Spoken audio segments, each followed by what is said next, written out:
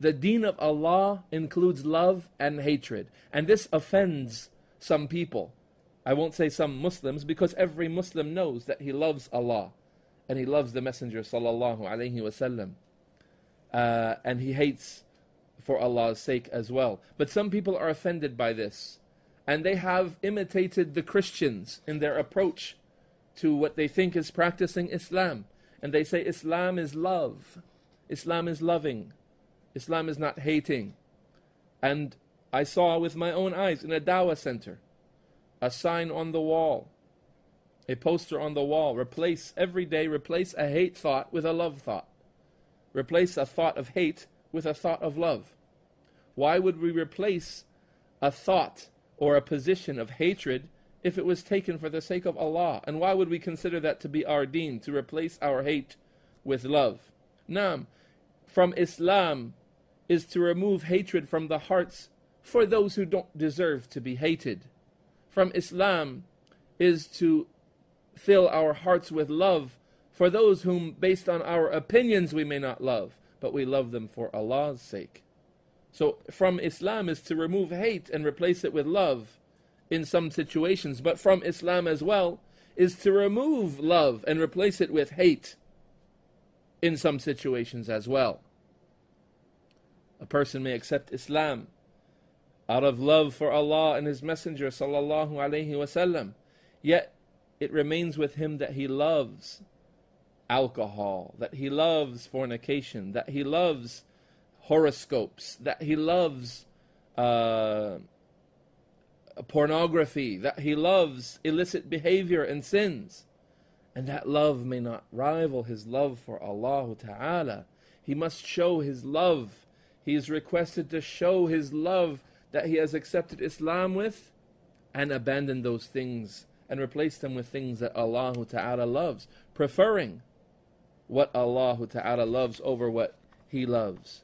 You know that even Umar ibn al-Khattab radiyallahu ta'ala anhu, he said to the Messenger sallallahu alayhi wasallam, Ya Rasulullah, la anta ahabbu ilayya min kulli shay illa nafsi. This is in Sahih al-Bukhari. He said, Ya Rasulullah, surely you are more beloved to me than everything. Illa nafsi. He said, except my own self. So the Messenger sallallahu alayhi wasallam said, وَالَّذِي نَفْسِي بِيَدِهِ. He responded with a wording that was used by Umar. And I swear by the one who my soul is in his hand, حَتَّى أَكُونَ أَحَبَّ إِلَيْكَ مِن نَفْسِكَ, that you shall not be a believer unless you love me more than you love your own self. Then Umar ibn Khattab responded with istijaba. He said, فَإِنَّكَ الْآنِ وَاللَّهِ أَحَبُّ إِلَيَّ مِن نَفْسِي. He said, you are, at this point right now, more beloved to me than my own self. And the Prophet ﷺ said, Al-an ya Umar.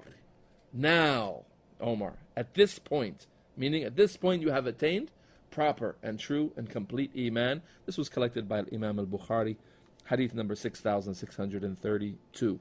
Now, many of us, we claim to love Allah Ta'ala. We claim to love Allah Ta'ala. Yet, a lot of our actions and a lot of our interactions with people are witnesses and are testimonials against this claim.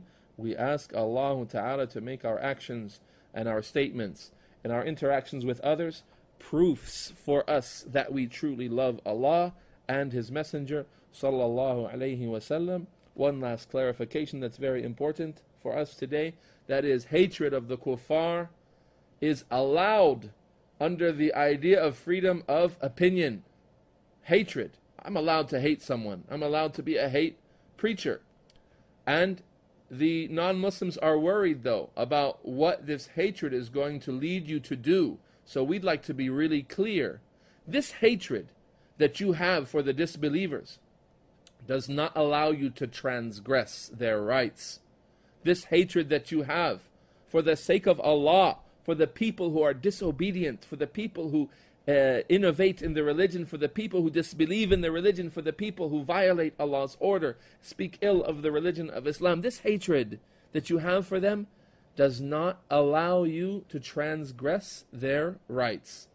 It is not from jihad and from preventing evil, and from a manifestation or a proper manifestation of your love and hatred, that you attack non-Muslims in a peaceful country, that you attack people, or that you take people as, what do? They kidnap people, holding them for ransom, demanding political changes to be made, and the likes.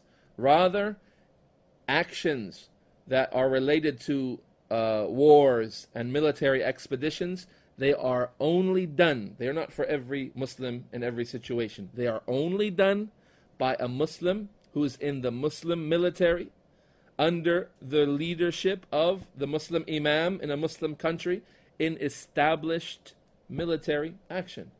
Not about a person who goes around, not like what we've heard in some places, people attributing to the religion of Islam